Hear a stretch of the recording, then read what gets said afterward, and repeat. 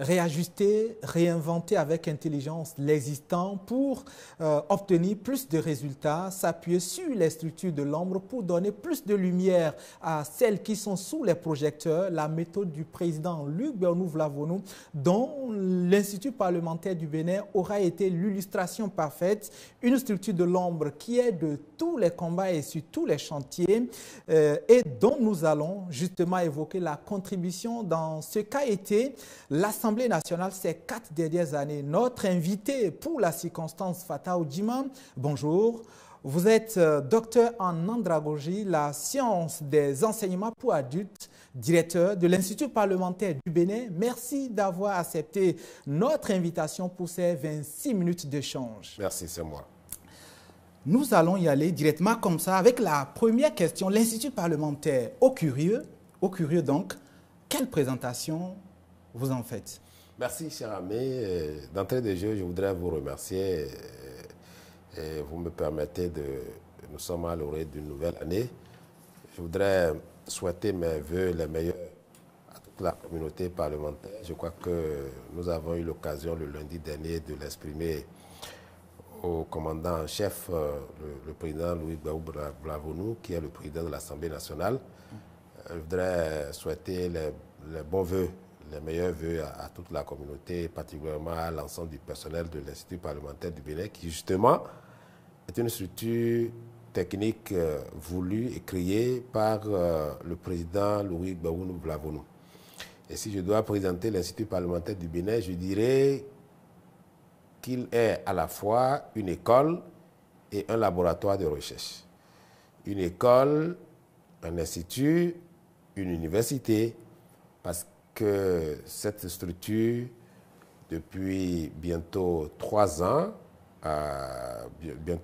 depuis 3 ans passés, est intervenue dans le renforcement de capacités des parlementaires et du personnel de l'administration publique parlementaire. C'est une structure assimilée à un laboratoire à l'université, bien évidemment, parce que l'IPAB a pour mission également de réaliser des études et des recherches.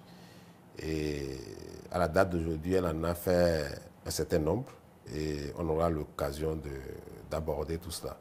Donc, c'est une structure voulue et créée par le président de l'Assemblée nationale. Et je vous dirai pour quelles raisons. On va revenir sur les raisons, sans doute, en abordant des éléments pratiques. Mais déjà, si on commençait par les attributions, quelles sont ces attributions notamment? Merci. Avant d'aborder les attributions, je voudrais simplement dire, en termes de mission, que l'Institut parlementaire du Bénin a pour mission principale le renforcement des capacités des députés et du personnel, et la réalisation des études et des recherches. Et comme attribution, l'Institut intervient dans la réalisation des études sur les politiques structurelles et conjoncturelles des politiques publiques de développement. L'Institut intervient dans l'analyse et l'appréciation des projets et propositions de loi pour assister les députés à l'examen et au vote des lois. L'Institut également intervient dans tout ce qui concerne la communication et l'analyse des politiques publiques, etc., etc. Donc voilà un peu quelques attributions de l'Institut parlementaire du Bénin. Des attributions pratiquement orientées vers la recherche. Vous avez évoqué la question de l'encadrement. On a promis y revenir longuement, mais il y a quand même, on va dire qu'on va faire un peu un vent d'histoire ici. Avant l'IPAB, il y avait autre chose. L'IPAB est né sur les cendres d'une autre institution. Exactement. L'IPAB est né sur les cendres de la cellule d'analyse des politiques de développement de l'Assemblée nationale qu'on appelle la CAPAN, qui a fait ses preuves au-delà des frontières de notre pays, selon les indiscrétions des productions des productions de la Capane se serait retrouvée dans les rayons de centre de documentation du Congrès américain. Et donc, elle était, la Capane bien évidemment, une structure de référence dans l'Afrique de l'Ouest. Beaucoup de pays de la sous-région étaient venus copier le modèle Capane. La Capane avait pour mission, d'abord créée en juillet 2002, créée par la volonté d'un partenaire, la CBF. La Capane avait pour mission principale de doter les députés, le personnel parlementaire, donc la communauté parlementaire, des informations et des compétences techniques susceptibles d'améliorer les prestations de l'institution parlementaire. Dans son ensemble. Donc, c'était ça. Et à travers ça, elle avait les mêmes attributions que l'Institut parlementaire du Bénin. La cellule était animée par des experts de haut niveau, recrutés depuis l'extérieur. Bon, quand je dis l'extérieur par rapport à l'administration parlementaire. Ce n'était pas des cadres de l'administration publique parlementaire. Ça ne faisait pas partie intégrante du Parlement. Non, pas du tout, pas du tout. Et c'était des hauts cadres, des hauts experts, des domaines divers qui étaient recrutés par le partenaire et qui avaient un contrat avec le partenaire et qui jouissaient d'une autonomie administrative et technique et qui étaient appelés à des réflexions de très haut niveau, réflexions en termes d'études, de recherche, réflexions en termes de réalisation de documents, réflexion en termes d'accompagnement ou de renforcement des capacités. Et donc, le président Louis Baounou Vlavonou, alors député en ce moment-là, et avec sa passion qu'on lui connaît sur les études, était sollicité par les hauts experts de la Capane pour réaliser des études. Et il en avait, en tant que rapporteur de l'Assemblée parlementaire de la francophonie, il avait réalisé des études dont les conclusions, le rapport conclusif a révélé l'Assemblée nationale du Bénin au niveau du siège mondial de l'APF. Donc,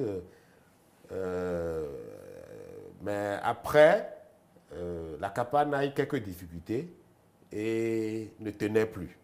J'allais justement poser la question si tant est que la structure avait une renommée, était pratiquement une structure référence. Pourquoi alors en venir, on va dire, très rapidement à changer le modèle, sinon changer même le contenu? C'était à cause des difficultés seulement ou l'issue du projet, comme c'était sous le coupole d'un partenaire? Oui. D'abord, c'est une structure qui était entièrement, sinon majoritairement financée par un partenaire, la CBF, et d'autres partenaires satellites. Elle fonctionnait sur des projets qui avaient des durées de vie. Et ils en étaient à un de ces projets quand les difficultés avaient surgi. Et donc, ne pouvant pas tenir, le partenaire s'était retiré, la Capane a commencé ses premières difficultés, les espèces s'étaient retirés, et jusqu'à la 7e législature, l'Assemblée nationale finançait la gestion des affaires courantes de la Capane, qui n'était plus dès lors opérationnel, du moins comme c'était le cas avec le partenaire. Et à l'avènement de la 8e législature, dont le président Baounou Vlavonou, Louis, était le président, et connaissant sa passion et connaissant bien le rôle important que jouait la Capane dans l'amélioration des prestations législatives, a jugé bon et utile de recréer la Capane, mais sous une autre forme, de lui donner plus d'empreintes que la Capane. La Capane était une cellule et il a pensé à une structure plus grandiose, plus grande, et donc un institut. un institut peut englober des cellules. D'accord? Bon, donc, il a pensé plus haut, plus grand.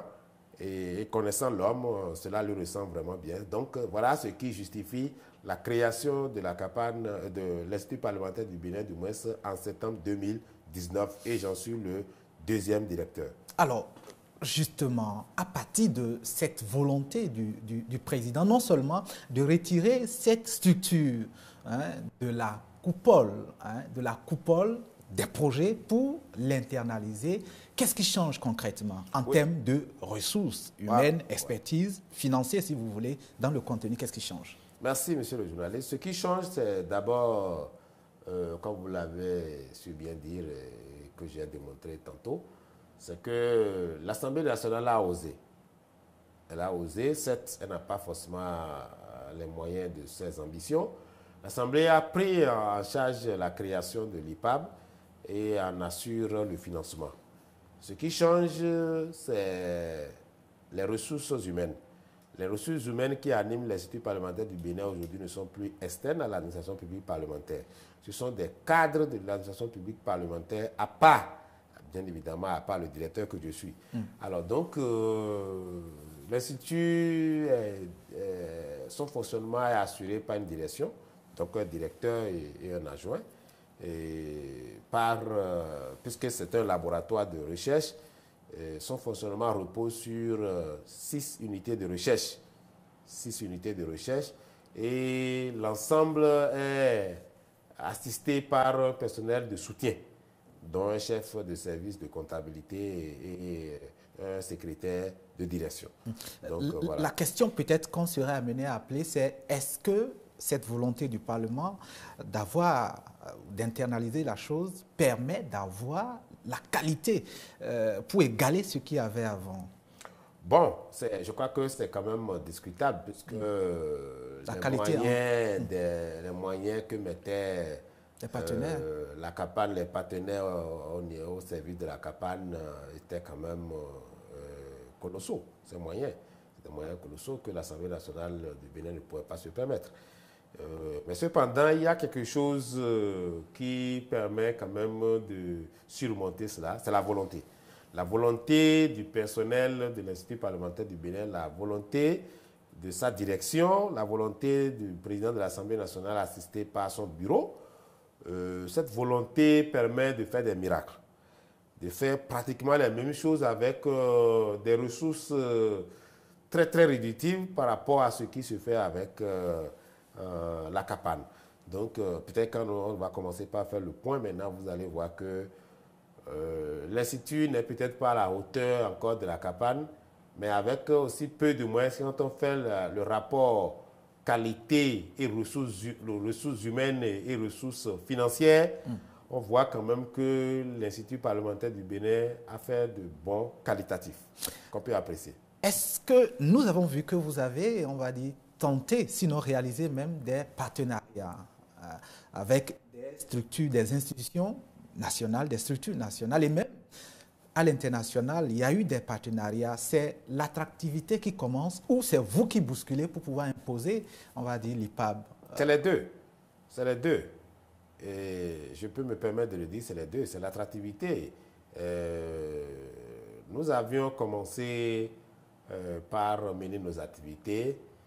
Certains partenaires mis au courant ont commencé par s'intéresser à nous. Nous ont recommandé des structures, puisque, je l'ai dit tantôt, nous avons pour mission principale la réalisation des études de recherche. C'est ainsi que nous avons, dans nos recherches de partenaires, nous sommes tombés sur le Centre d'études de droit et de l'administration territoriale du professeur Ibrahim Salami, qui a accepté collaborer avec la structure. Et au terme du contrat qui nous lie, l'Institut devra soumettre ses rapports conclusifs des études à l'assurance qualité au niveau de ce centre-là. Nous avons toujours au niveau de nos activités, nous avons été remarqués par l'Institut républicain international IRI, qui est une structure américaine basée au Bénin il y a quelques années seulement, qui nous a recommandé à une structure sœur du Nigeria, un grand institut, le National Institute for Legislative and Democratic, qu'on appelle NITS, en abréviation anglaise, donc qui est une structure qui nous a reçus en mai dernier, plus précisément du 4 au 9 mai. Nous avons été reçus comme par hasard, c'est cette tenue que j'avais portée pour aller rencontrer le directeur de NITS, qui est une structure gigantesque. Des partenariats, on va dire, de ce partenariat-là, des perspectives sont bonnes. Absolument, absolument. Que nous avons eu la confidence de NITS que le Bénin fait partie des tout premiers pays de l'Afrique francophone qui a osé venir explorer le partenariat avec NITS, qui est une gigantesque structure. Machine. On va très rapidement aborder de façon pratique la contribution, l'exécution des missions déjà énoncées. Si nous prenons par exemple le cadre législatif, comment est-ce que de façon pratique, vous et vos collaborateurs avez contribué à tous ces chantiers législatifs qu'on a vu être exécutés par l'Assemblée nationale depuis 4 ans? Merci beaucoup, cher ami journaliste. Je vous ai dit, la réussite de toute institution parlementaire ou assemblée nationale dépend de la qualité de l'administration publique. L'administration publique parlementaire. Donc les cadres, les hommes et les femmes qui animent et qui assurent le fonctionnement. L'Institut parlementaire du Bénin ayant compris cela, a d'abord fixé ses interventions sur le renforcement des capacités. Le renforcement des capacités. Et c'est le lieu de remercier, de renouveler notre gratitude à M. le Président Loïc Bravounou qui nous a fait confiance. Les premières réflexions que nous avons eu à faire avaient conduit à la création des organes de passation des marchés publics pour assainir les ressources financières, le bien public de l'administration parlementaire. Et cela a conduit à la création de la PRMP et de la cellule de contrôle, la CCIP. Et nous avions procédé au renforcement des capacités de ces deux organes-là à plusieurs reprises. Nous avons procédé au renforcement des capacités d'autres structures de l'administration publique parlementaire. Mais en termes d'amélioration législative, nous avons assisté les honorables députés sur plusieurs plans. Sur plusieurs plans à travers des renforcements de capacités.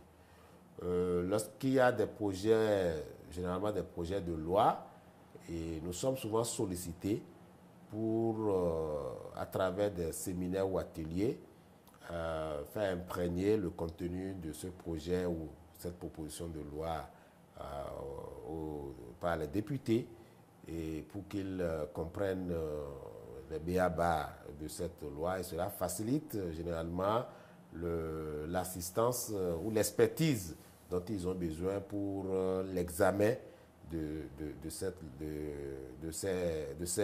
productions législatives. J'en veux pour preuve, par exemple, le projet de loi sur la loi cadre, le projet de loi cadre sur le développement de l'enseignement technique et de la formation professionnelle, qui est un projet de loi très important pour le gouvernement. Ça va être mis en œuvre dans le cadre de PAG 2. Nous avons été saisis par le ministre de l'Enseignement secondaire, de la formation technique et professionnelle, à l'effet de prendre connaissance du projet et de mettre tout en œuvre pour que le projet soit compris par les députés et que les débats soient facilités. Alors, si nous prenons... Cet exemple, la loi a été votée en 2022. C'est la première loi qui a été votée en 2022.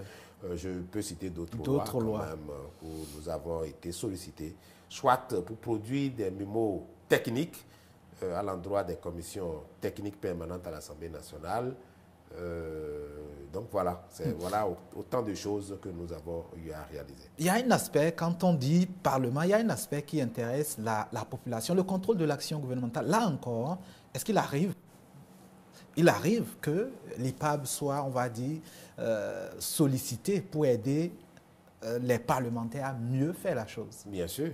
Dans le cadre de nos réflexions, nous avions, de façon très scientifique, produit un document intitulé « Guide du député béninois pour la lutte contre la pauvreté », qui est une condensée de statistiques, de réalités béninoises sur la pauvreté,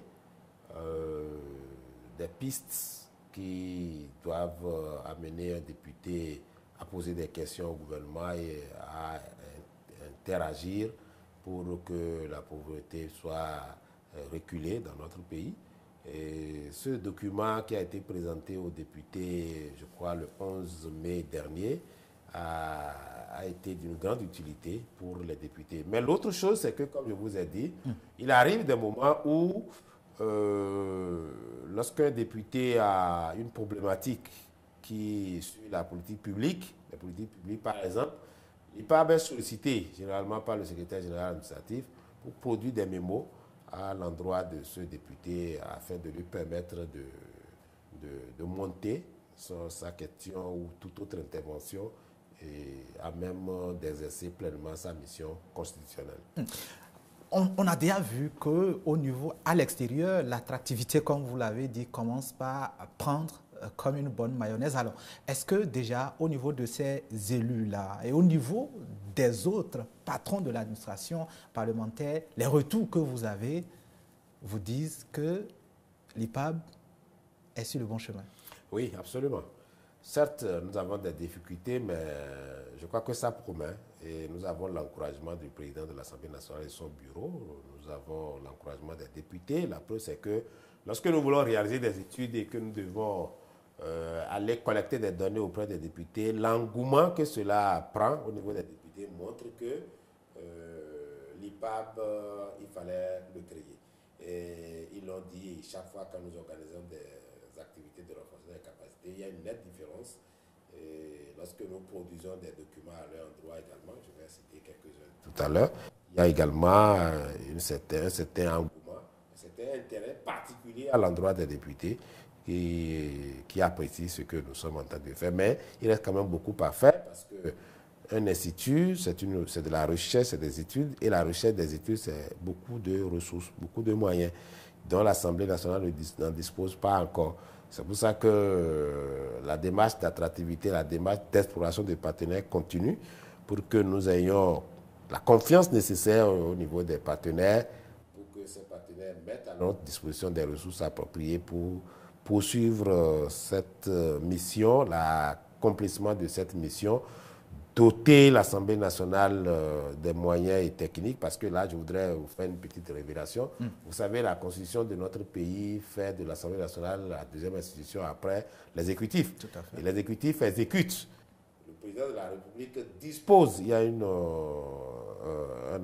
disposition constitutionnelle, je ne me souviens plus, qui stipule que le président de la République dispose de l'administration publique. Ce qui signifie que il a à sa disposition toutes les compétences techniques appropriées pour prendre des décisions, pour éclairer sa prise de décision. Cela n'est pas le cas avec l'Assemblée nationale. Et c'est pour corriger cette asymétrie-là que le président Louis Gbagbo Lavono a vu juste pour créer l'Institut parlementaire du Bénin. Et c'est ce rôle que nous sommes en train de... Jusque-là, on a peur que la symétrie ne soit pas facilement, on va dire, si vous voulez, aplanie. De toutes les façons, nous œuvrons, nous faisons ce que nous devons faire pour corriger un peu plus, en quelque sorte cette asymétrie-là. Et nous sommes... notre rôle, c'est de doter l'Assemblée nationale des compétences techniques nécessaires, des informations de qualité susceptibles de contribuer à l'amélioration significative des prestations législatives dans notre pays. Et c'est ce que nous sommes en train de faire. Pour finir, quand on voit les missions et qu'on voit les moyens, vous n'avez eu de cesse de rappeler que c'est limite à ce niveau. Est-ce que vous êtes optimiste? Les perspectives, est-ce que vous n'avez pas peur? Ça ne me ressent pas. Ça ne ressent pas à ma personne la peur. L'optimisme, parfois, est une pathologie chez moi. Et je crois, et parfois même excessivement. Et c'est cette croyance, cet attachement à la positivité des choses qui m'amène à conduire le personnel que j'ai à ma disposition, que je salue, dont je salue encore la disponibilité avec votre permission, qui nous a amené à réaliser, par exemple, trois études cette année. Une étude sur la problématique de la hiérarchie des normes, des actes du président de l'Assemblée nationale, une étude sur la problématique de la communication interne à l'Assemblée nationale et une étude sur la problématique du protocole des cérémonies officielles à l'Assemblée nationale qui a d'ailleurs conduit à la réalisation, à la rédaction d'une décision sur le protocole des cérémonies officielles. Nous avons réalisé des documents tels que le recueil du droit des pratiques et procédures parlementaires, qui est une recommandation vieille de 20 ans de l'Assemblée parlementaire francophonie, et ça a été instruit par le président de l'Assemblée nationale, qui est un partenaire important de l'APF. On le comprend, voilà. tous ces textes-là, toutes ces productions-là avec très peu de moyens. Et on espère aussi que votre optimisme, on va dire, soit récompensé par, on va dire, les perspectives qui s'annoncent bonnes. Et on aura, si Dieu le veut, en 2023, des occasions pour revenir sur vos gigantesques chantiers et comment vous les menez. Merci beaucoup à vous, Fattah Oudjima, comme je l'avais dit donc, docteur en andragologie, les sciences des études pour adultes. Peut-être que ça vous aide dans la conduite de ces missions-là. Amis téléspectateurs, restez des nôtres.